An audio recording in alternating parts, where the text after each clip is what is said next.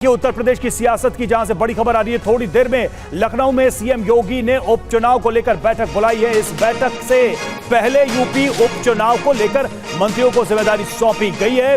अलग अलग मंत्रियों को 10 विधानसभा सीटों की जिम्मेदारी दी गई है। हर विधानसभा से 2 से 4 मंत्रियों को जिम्मा दिया गया है। टीवी 9 के पास सीट और मंत्रियों की पूरी जानकारी।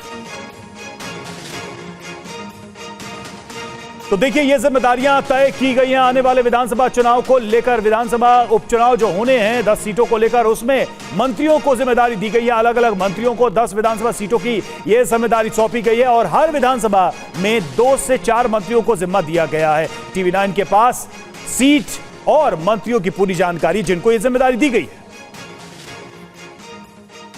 ये देखिए, ये लिस्ट है जो जिसके हम बात कर रहे थे। ये 10 विधानसभा जहां पर चुनाव होने हैं और कौन कौन से मंत्री हैं जिनको ये प्रभार दिया गया है। देखिए, मीरापुर की बात करें, अनिल कुमार को प्रभार दिया गया जो कि कैबिनेट मंत्री हैं।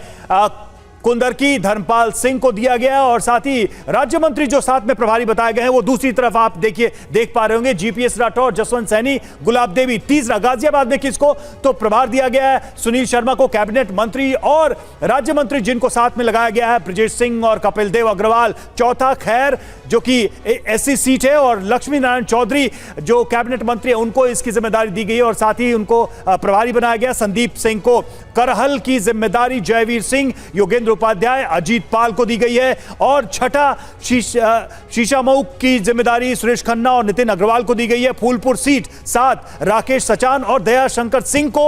और 8वां, मिल्कीपुर जो कि एससी सीट है, सूर्य प्रताप शाही। साथ ही उनके सहयोग के लिए लगाए गए हैं मंकेश्वर सिंह, गिरीश यादव, सतीश शर्मा।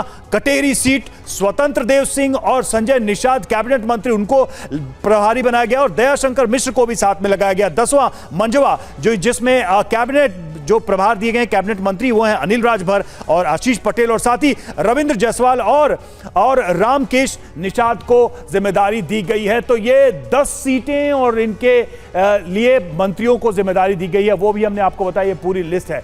पंकज झा हमारे साथ इस वक्त जुड़ चुके हैं। पंकज झा, जो तैयारी दिख रही है, जो लिस्ट दिख रही है, एक एक सीट पर मंत्रियों को लगाया गया है। 1 से ज्यादा मंत्री हैं, कैबिनेट और राज्य मंत्री। मतलब यह है कि अब यह न सिर्फ प्रतिष्ठा बल्कि यह रिवाइवल का भी इशू है कि बीजेपी संगठन यह साबित करे कि उत्तर प्रदेश में वो वापसी कर सकते हैं।